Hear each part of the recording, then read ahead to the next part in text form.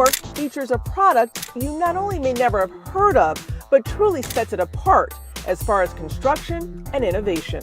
So you can see the initial visual difference between Hycrete. Concrete with Hycrete does not absorb moisture, so it has the lighter color. As one of the owners of Hycrete, tell me, what is it?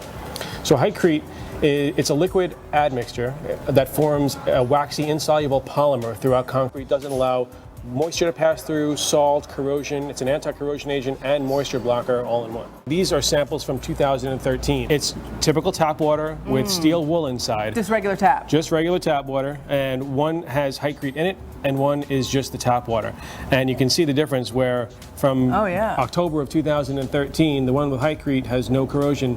You can't even tell. Where the one without Hycrete is corroding. Self-explanatory. That's amazing, and this is what's going to happen to your building, that it's not going to break down either. It's not going to look like this. Right, because in the concrete is steel rebar, other types of steel. And what Hycrete does, it keeps the steel clean, keeps it from corroding, it stops it from degrading, and it's the steel within concrete that really gives it its strength.